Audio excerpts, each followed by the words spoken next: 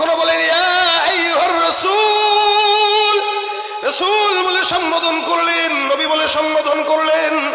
এক একটা জায়গাতে এক একটা আয়াতে আল্লাহ পাক রব্বুল আলামিন আমার নবীকে লকব লকব দিয়া ডাকেন, যার কারণে আল্লাহ পাক রব্বুল আলামিন পয়গম্বরকে কখনো কখনো বলেন ইয়া আইয়ুহাল মুজাম্মিল, কখনো আমার পয়গম্বর বিছানার মধ্যে শোয়া। আমার আল্লাহ পাক রব্বুল আলামিন নবীর শোয়াটাকে দেখে অনেক পছন্দ করে ডাক দেয়া বলতেছেন হে চাদরওয়ালা। ইয়া আইয়ুহাল মুদাসসির, এক এক জায়গায় এক একটা জিনিস, এক এক জায়গায় এক একটা নাম, এক এক জায়গায় এক এক লকব। চমৎকার করে আল্লাহ পাক রব্বুল আলামিন আমার পয়গম্বর আপনার পয়গম্বরকে ডাকলেন। এ মুসলমান নবীর উম্মত খুব বোঝার চেষ্টা করবেন। আল্লাহ পাক কখনো বলেন ইয়া আইয়ুহার রাসূল বাল্লিগ মা উনজিলা ইলাইকা মির রাব্বিক।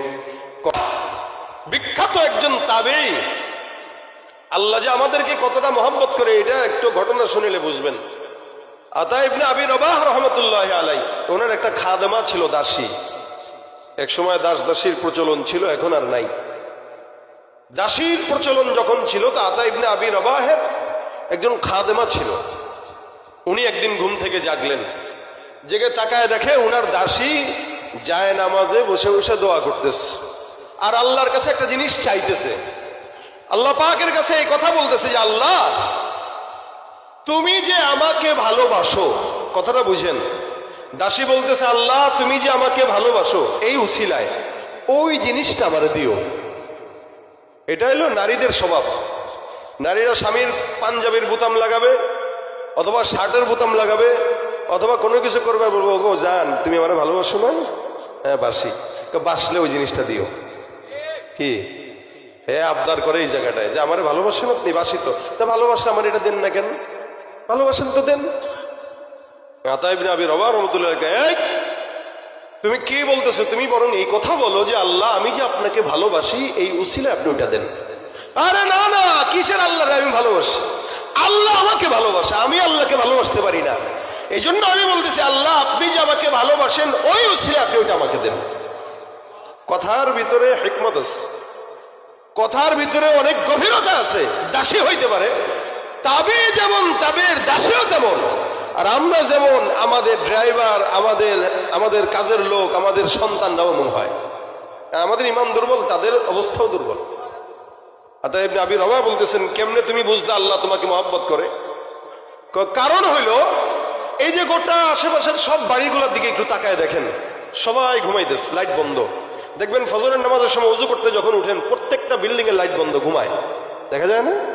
দূর থেকে যদি দেখেন যে ওই পাঁচতলা বিল্ডিং এর ওই পাশের জানলার ভিতরে লাইট জ্বলতেছে, বুঝবেন যে এ ফজর পড়তে উঠছে। কি ঠিক না? বোঝা যায় যে এতগুলা বাড়ির ভিতরে এ একদল, ওই একটা, ওই একটা, এরা ফজরের জন্য উঠছে, বাকি সব ঘুমায়। দাসী বলতেছেন হুজুর এ আমার আশেপাশে প্রত্যেকটা বাড়িতে মানুষগুলো ঘুমাইতেছে। আল্লাহ পাক আমারে ভালোবাসেন বলেই এই গভীর রাতে যায় নামাজ বিছায় তার সেজদায় ফেলায় রাখছে। সুবহানাল্লাহ। আমি এমন কে যে আমি আল্লাহর কদমে সেজদা দিব? কত বড় মালিক! এত বড় কুদরতওয়ালা রবের কদমে সেজদা দেওয়ার সামর্থ্য আমার নাই। এই কারণে আমি বললাম আল্লাহ তুমি যে আমাকে ভালোবাসো ওই উসিলায় দাও। কারণ আল্লাহ যদি ভালো না বাসতেন আমার মতো না খান্দা নালায়েক বান্দিকে রাত্রি ৩টার সময় উঠায়া যায় না মাঝে মালিকের কদমে সেজদা দেওয়াইতেন না। সুবহানাল্লাহ। এই জন্য আমাদেরকে ভালোবাসেন কে? কেন বাসেন জানেন? কেন বাসেন জানেন? নবীর উম্মত হওয়ার কারণে। কার উম্মত? আখেরি নবীর উম্মত হওয়ার কারণে। রাসূলের প্রতি যতটুকু মহব্বত আল্লাহ পাক সব নবীদের চেয়ে বেশি করেছেন, ঠিক সমস্ত উম্মতের মধ্যে সবচেয়ে বেশি মহব্বত আল্লাহ আমাদেরকে করেছেন। সুবহানাল্লাহ। আস্তে কয় এরা। আমার নবীকে আল্লাহ পাক রব্বুল আলামিন সম্মানিত বানাইলেন। নবীর পাশাপাশি নবীর উম্মতকে আল্লাহ পাক সম্মানিত বানাইলেন। এমন সম্মানিত আল্লাহ পাক রব্বুল আলামিন বানাইলেন যার কারণে কোরআনের মধ্যে আমার পয়গম্বরকে আল্লাহ পাক সমস্ত নবীদেরকে নাম ধরে ধরে ঘোষণা করলেও আপনার আমার পয়গম্বর মুহাম্মদুর রাসূলুল্লাহ সাল্লাল্লাহু আলাইহি ওয়াসাল্লামকে কোরআনের একটা জায়গাতে আল্লাহ পাক নাম ধরে কোনোদিন ডাকেন নাই। আদমকে আল্লাহ পাক রব্বুল আলামিন নাম ধরে ডাকেন ইয়া আদম উসকুন আনতা ওয়া যাওজুকাল জান্নাহ। কখনো কখনো আল্লাহ বলেন ইয়া ইয়াহইয়া খুযুল কিতাবা বিকুওয়া, কখনো বলেন ইয়া قد صدقت الرؤيا وإسماعيل وإبراهيم وذا الكفل। আল্লাহ পাক এক এক সময় এক এক আয়াত বান্দার জন্য অন্য নবীদেরকে ডেকেছেন। আল্লাহ পাক ইয়াহইয়াকে নাম ধরে রেখেছেন, জাকারিয়াকে নাম ধরে রেখেছেন, ইব্রাহিমকেও নাম ধরে রেখেছেন, ইউসুফ পয়গম্বরকেও নাম ধরে ডাকলেন, ইউনুস পয়গম্বরকে নাম ধরে ডাকলেন, ইয়াহইয়া পয়গম্বরকেও নাম ধরে ডাকলেন, জাকারিয়া পয়গম্বরকেও নাম ধরে ডাকলেন, নূহ পয়গম্বরকেও নাম ধরে ডেকে আল্লাহ বলেন ইয়া নূহ ইহবিত বিসালামিন মিন্না ওয়া বারাকাতিন আলাইক। সমস্ত নবীদেরকে আল্লাহ পাক রব্বুল আলামিন নাম ধরে ডাকে, কিন্তু আপনার মতো আমার মতো পয়গম্বর মুহাম্মদুর রাসূলুল্লাহ সাল্লাল্লাহু আলাইহি ওয়াসাল্লামকে আমার আল্লাহ পাক রব্বুল আলামিন কোরআনের ফাতিহা থেকে নিয়ে নাস পর্যন্ত একটা জায়গাতেও নাম ধরে ডাকেন নাই। সব জায়গাতে আল্লাহ পাক আমার পয়গম্বরকে নবী অথবা রাসূল বলে সম্বোধন করেছে। সম্মান বেশি দিল না কম দিল? জায়গায় জায়গায় আমার আল্লাহ পাক যখন ডাকার কথা বললেন বলি ইয়া আইয়ুহান নবী, কখনো বলেন ইয়া আইয়ুহার রাসূল, রাসূল বলে সম্বোধন করলেন, নবী বলে সম্বোধন করলেন। এক একটা জায়গাতে এক একটা আয়াতে আল্লাহ পাক রব্বুল আলামিন আমার নবীকে লকব দিয়ে ডাকেন, যার কারণে আল্লাহ পাক রব্বুল আলামিন পয়গম্বরকে কখনো কখনো বলেন ইয়া আইয়ুহাল মুজাম্মিল, কখনো আমার পয়গম্বর বিছানার মধ্যে শোয়া, আমার আল্লাহ পাক রব্বুল আলামিন নবীর শোয়াটাকে দেখে অনেক পছন্দ করে ডাক দেয়া বলতেছেন হে চাদরওয়ালা। ইয়া আইয়ুহাল মুদাসসির, এক এক জায়গায় এক একটা জিনিস, এক এক জায়গায় এক একটা নাম, এক এক জায়গায় এক এক লকব চমৎকার করে আল্লাহ পাক রব্বুল আলামিন আমার পয়গম্বর আপনার পয়গম্বরকে ডাকলেন। এ মুসলমান নবীর উম্মত খুব বুঝার চেষ্টা করবেন। আল্লাহ পাক কখনো বলেন ইয়া আইয়ুহার রাসূল বাল্লিগ মা উনজিলা ইলাইকা মির রাব্বিক, কখনো ডাক দিয়া বলেন হে রাসূল, কখনো বলেন ইয়া আইয়ুহান নবী। যেখানে আল্লাহ পাক মুহাম্মদ বলেছেন এমন জায়গায় নাই যেখানে শুধুমাত্র মুহাম্মদ বললেন, বাকি যেই জায়গাগুলোতে মুহাম্মদ শব্দ উচ্চারণ করলেন এই জায়গাগুলোতে শুধু মুহাম্মদ নয়, মুহাম্মদের পাশাপাশি আল্লাহ পাক আমার নবীর রাসূল শব্দটাও লাগিয়েছেন। সুবহানাল্লাহ। আমার আল্লাহ ডাক দিয়া বলেন ওমা মুহাম্মাদুন ইল্লা রাসূল, ওমা মুহাম্মাদুন ইল্লা রাসূলুন ক্বাদ খালাত মিন ক্বাবলিহির রাসূল। এখানে আল্লাহ পাক বলেন মুহাম্মদ তো নয়, তিনি হলেন রাসূল। অন্য আয়াতে আল্লাহ বলেন মুহাম্মাদুর রাসূলুল্লাহ ওয়াল্লাযীনা মাআহু আশিদ্দাউ আলাল কুফফার।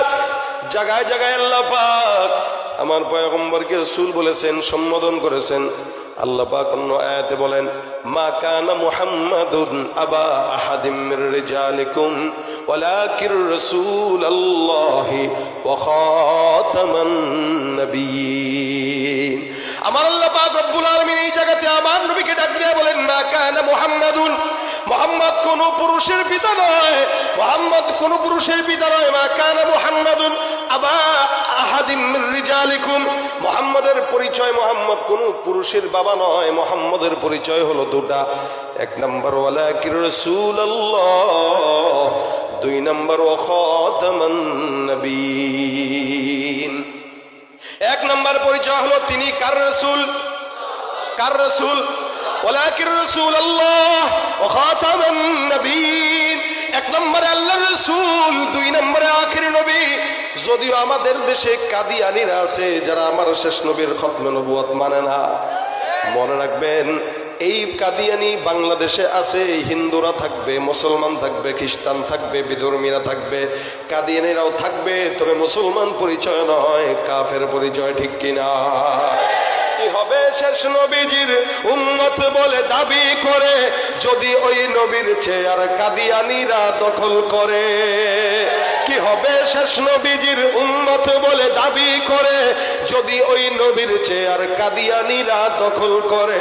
নবীজির জন্য যদি রক্তের বহে নদী, নবীজির জন্য যদি রক্তের বহে নদী, তবুও হটব না এই দাবি থেকে। কি হবে বেঁচে থেকে অযথা বিদ্যা শিখে যদি না করতে পারি শোষণবিহীন সমাজটাকে, ঠিক কিনা? নবীর পরে নবী আছে, আছে, কিয়ামত পর্যন্ত আসবে, সম্ভাবনা আছে নাকি? খবরদার ঈমান কি বিক্রি করবেন না। টাকা দিয়ে গরু ছাগল খরিদ করা যায়, ঈমান খরিদ করা যায় না। আমরা আমাদের নবীকেই মানি, এছাড়া অন্য কাউকে মানি। আমার আল্লাহ পাক রব্বুল আলামিন পরিচয় তুলে ধরলেন ওয়ালাকিন রাসূলুল্লাহ ওয়া খাতামুন নবিয়্যিন, তিনি আল্লাহর নবী, আখির নবী, তিনি আল্লাহর রাসূল, তারপরে আর কোন নবী নাই। নবী বলে গেছেন যদি আমার পরে কোন নবী আসতো, আমার পরের নবীটাই হয়তো ওমর। তার মানে বোঝা গেল ওমর ছাড়া অন্য কোন নবী আসার সম্ভাবনা নাই। যদি আসতো সেটাই হয়তো কে, বলে ওমর। আমার আল্লাহ পাক এত সম্মানিত করলেন, যার কারণে নবী বলেছেন, রাসূল বলেছেন। আল্লাহ পাক লকব লাগায়, কখনো বলেন হামিম, কখনো বলেন ইয়াসিন, কখনো বলেন তাহা। এত মর্যাদা আল্লাহ পাক রব্বুল আলামিন দিলেন। আমিনা বলেন, হে উম্মত, হে দুনিয়ার মানুষ, মুহাম্মদ যখন আমার গর্ভের মধ্যে ছিল, প্রত্যেকটা মানুষ যখন জমিনের মধ্যে আসে তাদের মায়েদের গর্ভের মধ্যে থাকা অবস্থায় কষ্ট হয়, মায়ের বমি হয়, পেট খারাপ, পেট ব্যথা হয়, এমন হালত হয় যেন মরবে আর বাঁচবে, এই মাঝখানে যুদ্ধ করে। আমেনা বলেন, মুহাম্মদ আমার গর্ভে থাকা অবস্থায় আমি আমার গর্ভের সন্তানকে কষ্ট যেই পাওয়া দরকার, কষ্টের ব্যথা কোনোদিন বুঝি নাই। শুধু তাই নয়, আমেনা বলেন, হে মানুষ, জমিনের মধ্যে তোমাদের সন্তানরা যখন আসে, এক একটা সন্তান আসার কারণে জমিনের মধ্যে আল্লাহ পাক রব্বুল আলামিন বাবার প্রতি সন্তানের মহব্বত এত করে দেয়, যার কারণে একটা ছোট্ট বাচ্চা পর্যন্ত 2 বছর হওয়ার সঙ্গে সঙ্গে বাবাকে আব্বা বলে ডাকে। একটা বাচ্চার প্রথম শব্দ হয় বাবা অথবা মা। আমেনা বলেন, মুহাম্মদ যখন 2 বছর হয়, মুহাম্মদের জবানের সর্বপ্রথম আওয়াজ যেটা ছিল, আপনার মতো আমার মতো মা না, আব্বা না, বাবাও না, দাদাও না, আল্লাহর নবীর সর্বপ্রথম জবানের কথা ছিল আল্লাহু আকবার কাবীরা আলহামদুলিল্লাহি কাসীরা সুবহানাল্লাহি বুকরাতান ওয়া আসীলা। আল্লাহু আকবার। এটা আমার নবীর সম্মান মর্যাদা।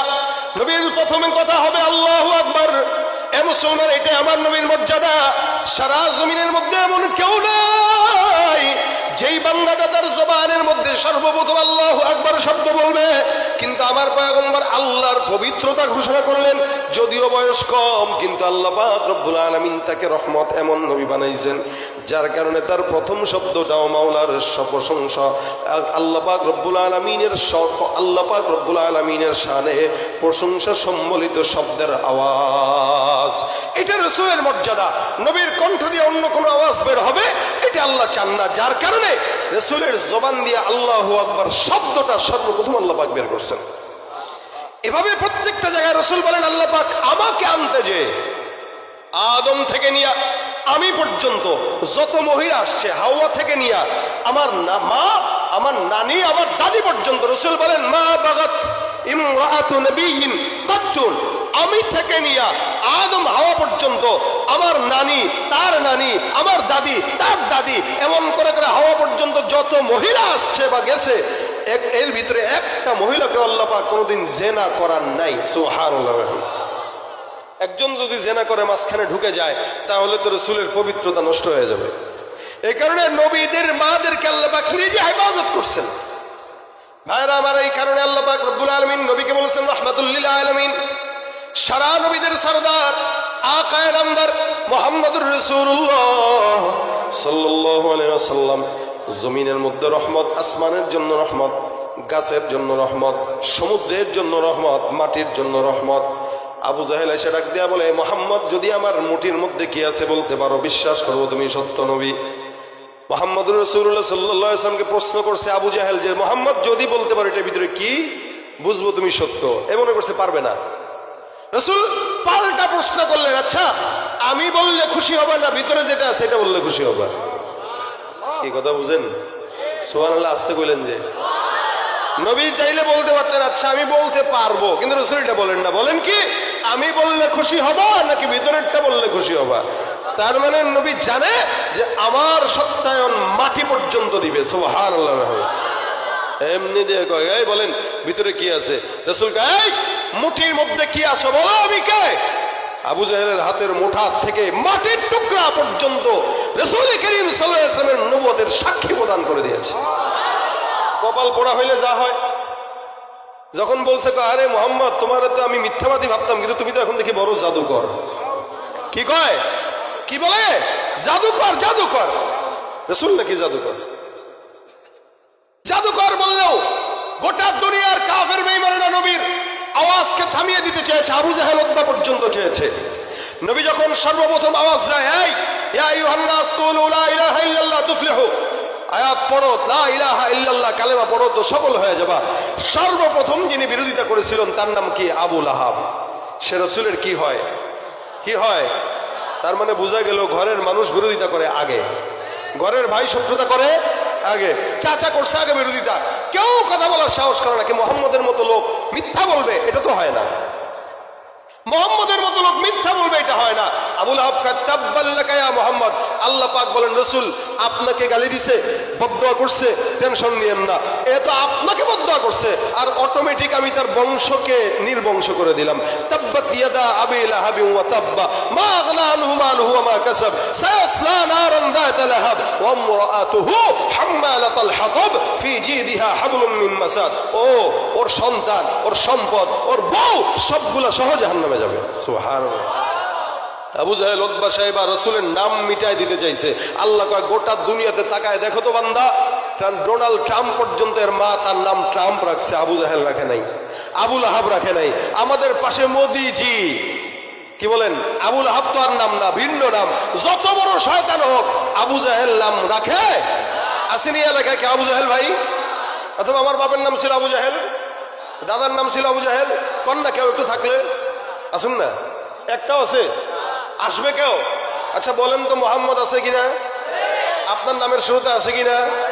কারণ নামের শুরুতে মোহাম্মদ না থাকলেও আহমদটা থাকে, যেমন আমার নামের শুরুতে মোহাম্মদ নাই লেকিন শেষে আহমদ আছে। এই আহমদটাও রসুলের নাম। কি নাম? রসুলের নাম। তার মানে গোটা বিশ্বের মুসলমান, প্রত্যেকটা মুসলমানের নামের শুরুতে মোহাম্মদ আছে না নাই? আল্লাহ কতি মোহাম্মদ নাম মিটাই দিতে চাস, গোটা বিশ্বের আনাচে কানাচে মোহাম্মদ তৈরি করে দিলাম। শুধু তাই না, রাসূল বলেন তোমাদের ঘরে একটা দুইটা তিনটা মোহাম্মদ নামে কেউ থাকবে, ওই ঘরে আল্লাহ পাক বরকত দান করে দিবেন। লড়াইয়ের ওই ময়দানেতে যেতে তোমাকে হবে, প্রয়োজনে সব রক্তটুকু জমিনেই ঢেলে দেবে। লড়াইয়ের ওই ময়দানেতে যেতে তোমাকে হবে, প্রয়োজনে সব রক্তটুকু জমিনেই ঢেলে দেবে। তবুও তোমায় লড়তেই হবে, মানিবে না পরাজয়। তবুও তোমায় লড়তেই হবে, মানিবে না পরাজয়। বিপ্লব মানে জীবন দেয়া বসে থাকা নয়, সে কোনো দিন আসবে না রে করো যদি ভয়। আসবে বিজয় রক্ত আর জীবনের বিনিময়, আসবে বিজয় রক্ত আর জীবনের বিনিময়। বিপ্লব মানে জীবন দেয়া বসে থাকা নয়, সে কোনো দিন আসবে না রে করো যদি ভয়। বিপ্লব মানে জীবন দেয়া বসে থাকা নয়, সে কোনো দিন আসবে না রে করো যদি ভয়। জিহাদ আমাদের ইবাদত, তামান্না আমাদের শাহাদাত। জিহাদ আমাদের ইবাদত, তামান্না আমাদের শাহাদাত। চাই না বেঁচে থাকা মাজা করে বাঁকা, চাই না বেঁচে থাকা মাজা করে বাঁকা। দাও প্রভু মোদেরে হিম্মত, দাও প্রভু মোদেরে হিম্মত। জিহাদ আমাদের ইবাদত, তামান্না আমাদের শাহাদাত। জিহাদ আমাদের ইবাদত, ঠিক কিনা? জিহাদ আমাদের, বলেন জিহাদ আমাদের। আমরা আখেরি নবীর উম্মত, এটা বুঝতে হবে। দুনিয়াতেও পাওয়ার আছে, আখিরাতেও, দুনিয়াতেও আছে আখিরাতেও। নবীর উম্মত দাবি করো, সুন্নাহ মানো না। নবীর অপমানে তোমার হৃদয় কাঁদে না। নবীর উম্মত দাবি করো, সুন্নাহ মানো না। নবীর অপমানে তোমার হৃদয় কাঁদে না। তুমি বিজাতীয় সংস্কৃতিতে সপেছ পরাণ, তুমি বিজাতীয় সংস্কৃতিতে সপেছ পরাণ। তুমি কেমন মুসলমান, নামাজের সাথে নাই পরিচয়, মানো না কোরআন। নামাজের সাথে নাই পরিচয়, মানো না কোরআন। তুমি কেমন মান, তুমি কেমন মুসলমান। তুমি সুদের টাকায় প্রাসাদ গড়ো, ঘুষ ছাড়ো না। দিন দুঃখী না খেয়ে মরে খবর রাখো না, ঠিক কিনা? ঘুষ খেয়ে বিচার করো সাজিয়া প্রধান তুমি, ঘুষ খেয়ে বিচার করো সাজিয়া প্রধান তুমি। কেমন মুসলমান তুমি, কেমন মুসলমান, কেমন মুসলমান তুমি, কেমন মুসলমান। নবীর উম্মত দাবি করো সুন্নাহ মানো না, নবীর অপমানে তোমার হৃদয় কাঁদে না। নবীর উম্মত দাবি করো সুন্নাহ মানো না, নবীর অপমানে তোমার হৃদয় কাঁদে না। তুমি বিজাতীয় সংস্কৃতিতে সপেছ পরাণ, তুমি বিজাতীয় সংস্কৃতিতে সপেছ পরাণ। তুমি কেমন মুসলমান, নামাজের সাথে নাই পরিচয় মানো না কোরআন, নামাজের সাথে নাই পরিচয় মানো না কোরআন। তুমি কেমন মান, তুমি কেমন মুসলমান। তুমি সুদের টাকায় প্রাসাদ গড়ো, ঘুষ ছাড়ো না, দিন দুঃখী না খেয়ে মরে খবর রাখো না, ঠিক কিনা। ঘুষ খেয়ে বিচার করো সাজিয়া প্রধান তুমি, ঘুষ খেয়ে বিচার করো সাজিয়া প্রধান তুমি। কেমন মুসলমান তুমি, কেমন মুসলমান, কেমন মুসলমান তুমি, কেমন মুসলমান, ঠিক কিনা।